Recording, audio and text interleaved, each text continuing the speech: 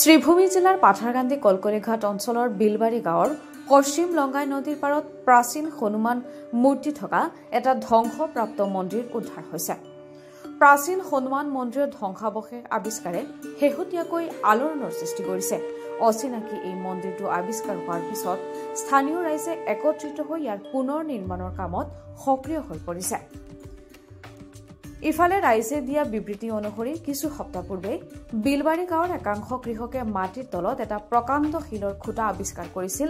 মাটিৰ খনন কাম কৰি থাকোঁতে এই সন্দেহজনক গঠন সন্দৰ্ভত স্থানীয় বয়োজ্যেষ্ঠসকলৰ সৈতে হোৱা আলোচনাত পোহৰলৈ আহে যে এসময়ত ই এক বিখ্যাত হনুমান মন্দিৰ আছিল, যিটো বহু বছৰ আগতেই প্ৰাকৃতিক দুৰ্যোগ বা আন কোনো কাৰণত ধ্বংস হৈছিল। তাৰ পাছতে গাঁৱৰ যুৱকে এটা দলে সেই স্থানত তালাচী চলাই মাটিৰ তলৰ পৰা এই প্ৰাচীন হনুমান মূৰ্তি উদ্ধাৰ কৰিছে।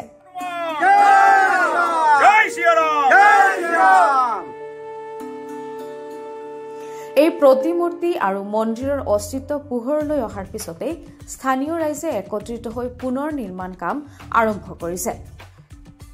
ইফালে মন্দিৰৰ পুনৰ নিৰ্মাণৰ কাম এতিয়াও সম্পূৰ্ণ হোৱা নাই যদিও স্থানীয় মহিলাসকলে তাত দৈনিক পূজা অৰ্চনা আৰম্ভ কৰিছে।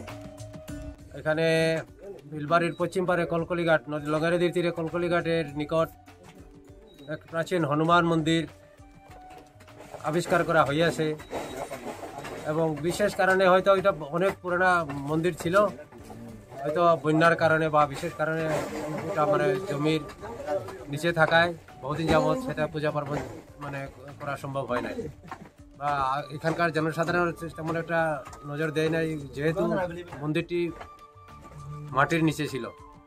ইদানিং 1-2 মাস আগে আমাদের বিলবাড়ি গ্রামের ইন্দ্র সিনহা কোনো কারণবশত এখানে এসে মন্দিরের চূড়াটি দেখতে পায় এবং উৎসাহ কৌতূহল থাকায় উৎসাহ নিয়ে একটু মানে খনন করে দেখে এটা তো মন্দিরের ভগ্নাবশেষ।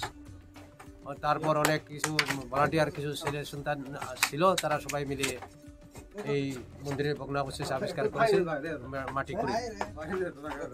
দেখা গেছে মাটি করার পরে দেখা গেল সেটার একটা প্রাচীন হনুমান মন্দির, হনুমানের মূর্তি ছিল, কিন্তু হনুমানের মূর্তি মাটির নিচে থাকায় তেমন একটা সুন্দর মানে রং খারাপ হয়ে গিয়েছিল।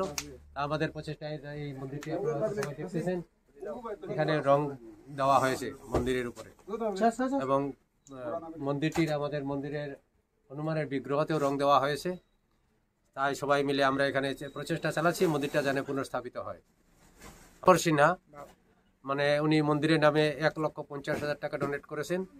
ওই টাকা নিয়ে আমরা কাজ আপাতত আরম্ভ করেছি, কিন্তু যেহেতু মন্দিরের নির্মাণে কিছু টাকার প্রয়োজন, সেই আমাদের টাকা আমরা হয়তো চেষ্টা চালাবো, আমরা সবার সহযোগিতা নিয়ে মন্দিরটি আমরা পুরা করব।